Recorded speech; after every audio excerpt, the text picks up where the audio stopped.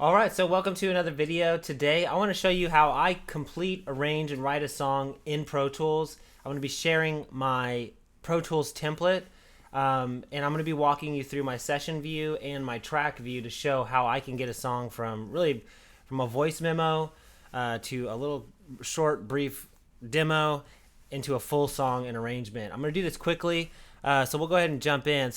We're starting off in the session view.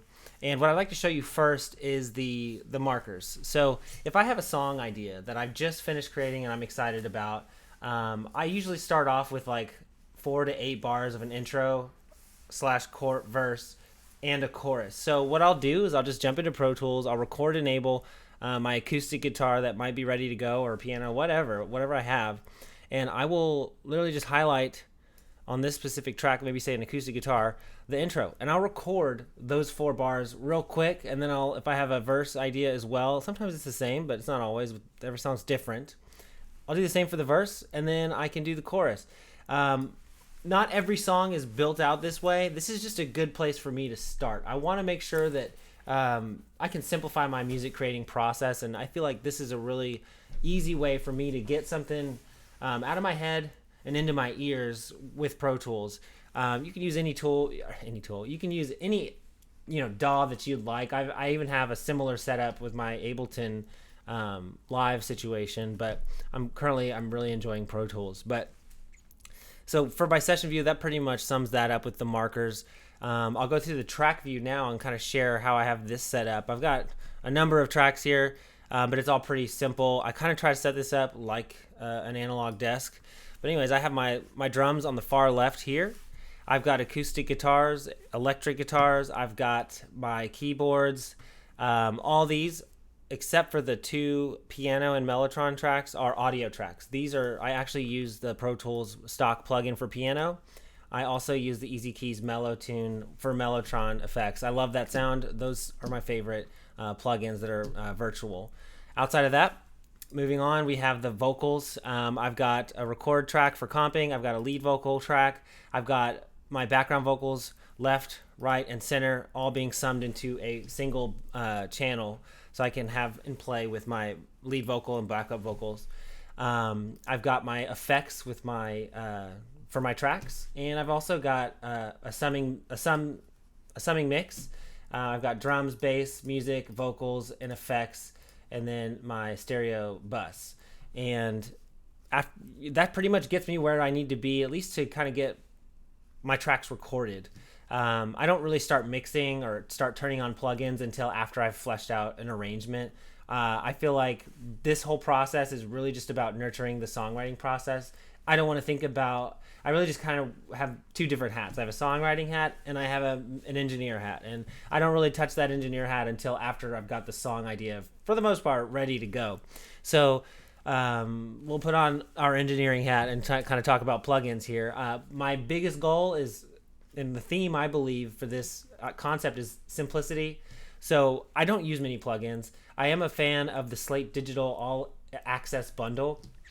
I think it's like $15 a month. But anyways, what I use currently is the new partnership that they have with SSL. I use the SSL Channelstrip across every audio track, even the keyboard and even the keyboard tracks. And it has a channel strip where you have your filters and you have your dynamics, and I just love this thing. And the variation that I currently use is the 4KB. What I really want is to get my hands on the SSL UC1 console, where I can actually kind of dial this in with my actual hands. So eventually I'll get that. Maybe I'll make a video on it. Other than that, we can talk about the Bus Comp. So this is, again, another SSL plugin. I've got it on all of my summing mixes, and then I've also got it on my print track for the stereo bus. Essentially, it's just the bus compressor that everyone loves from SSL. So I'll have that on.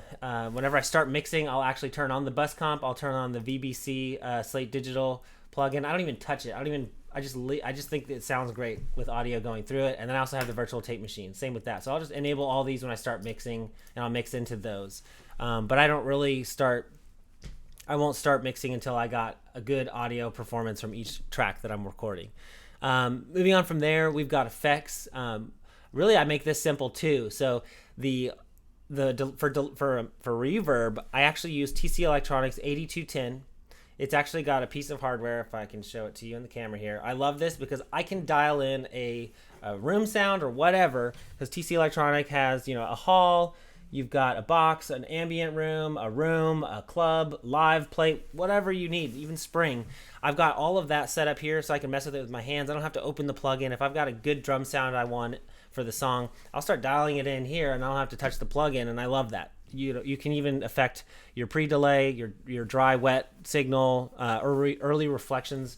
So anyways, you can do a lot with it. I love it. It's amazing because I just get my hands on it in front of me. Outside of that, we've got the delay. I use the delay by Slate Digital. It's the repeater vintage modulated delay. I have this set up in one track. Again, this whole process is set up to help me write songs. So I'm not trying to throw up a ton of tracks.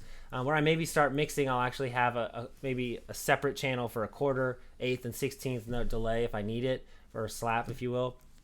But anyways, for now, while I start, I'll have a quarter note delay here. I'll have an eighth note, and then a 16th below that. So I enjoy that because it's simple. If I'm recording a vocal and I want a quarter note delay, I'll just come over here and I will turn it on. And my computer does a pretty good job of, with latency, that I don't really have any issues. And that's one of the reasons why I love Pro Tools is it's pretty simple and runs really well.